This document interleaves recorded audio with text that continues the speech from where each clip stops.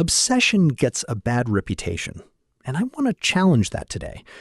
Because the thing the world calls obsession, the people who change the world call purpose.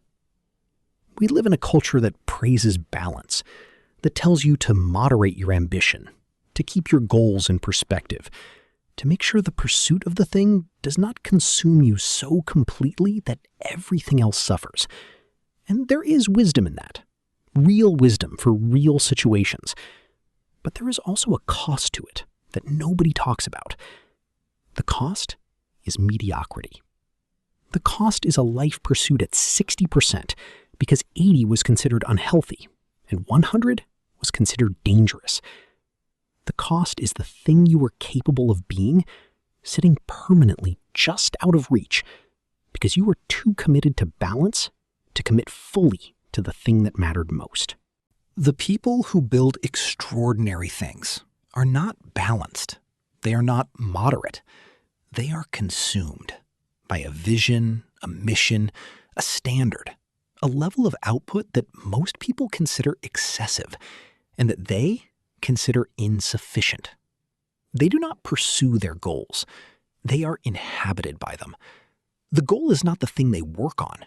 It is the thing they live inside. And that level of commitment, uncomfortable, unglamorous, frequently misunderstood by the people around them, is not a character flaw. It is the price of building something that would not exist without it. Welcome to Motivation Daily. Let me show you 3 people whose obsession looked like madness to the world, until the world saw what the madness produced.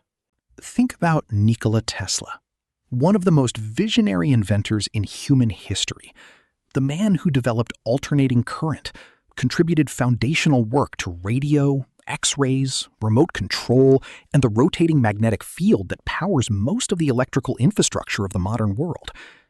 Tesla did not have hobbies. He did not have close relationships in the conventional sense. He slept for approximately 2 hours a night and worked the remaining 22 with an intensity that his contemporaries described as frightening. He was completely, absolutely, non-negotiably obsessed. Not with fame, not with wealth, not with recognition, but with the problems themselves, with the specific, technical, endlessly fascinating problems of electromagnetism and energy that he believed could be solved in ways that would transform human civilization. His obsession was not a symptom of dysfunction. It was the operating condition required to see what others could not see, to hold the variables in his mind simultaneously with enough clarity to find the connections that had eluded everyone who approached the same problems with less total commitment. He was not balanced. He changed the world. We are using his ideas every time we turn on a light. Now think about Ayrton Senna, the Brazilian Formula One driver who is widely considered the greatest in the history of the sport.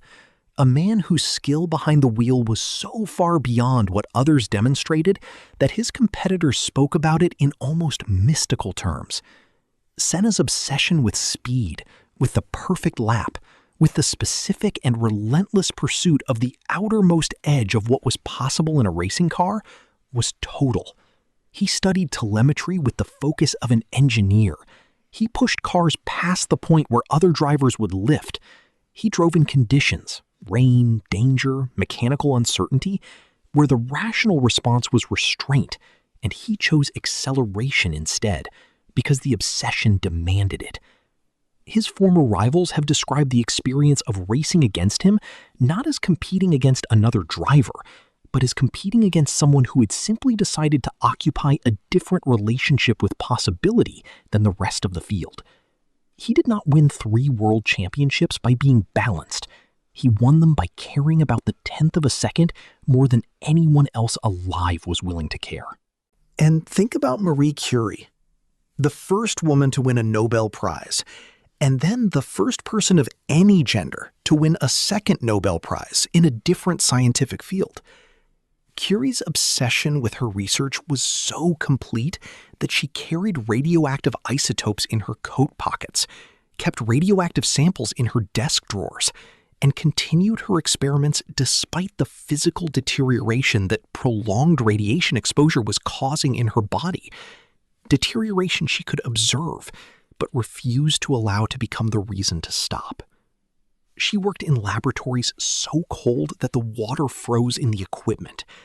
She processed tons of raw pitchblende by hand, in conditions that were physically punishing and scientifically uncertain, because she believed, with the absolute certainty of someone for whom the work was not separable from the life, that what she was looking for was there, and that she was the person meant to find it. Her obsession killed her, eventually, but it also gave the world polonium, radium, and the foundational research into radioactivity that has shaped medicine, physics, and our understanding of matter itself. The obsession produced something permanent. The person it consumed had already decided that was the right trade. Here is what I am not telling you. I am not telling you to destroy your health, your relationships, or your humanity in the pursuit of a goal. That is not obsession at its best. That is obsession at its worst, and it produces wreckage as well as results. What I am telling you is this. If you have been pursuing your goal at a level that could charitably be described as interested rather than obsessed, the gap between your current results and the results you want is probably a direct reflection of the gap between the commitment you have been making and the commitment the goal actually requires. The goal does not care about your schedule. It does not compromise with your comfort. It does not adjust its requirements to suit the level of investment you have decided is reasonable. It simply sits there at the level it requires, waiting for the version of you that is willing to close the gap between interested and obsessed. What would happen to your goal if you pursued it the way Tesla pursued electricity, the way Senna pursued the perfect lap, the way Curie pursued what she knew was there? Find out. Be obsessed. The world will call it madness until it calls it remarkable. Share this with someone who has been pursuing their goal at the level of interest when it deserves the level of obsession. Subscribe to Motivation Daily. We are obsessed with helping you become everything you are capable of.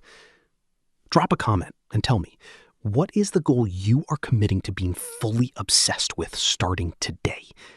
Name it. No more halfway. Let's go.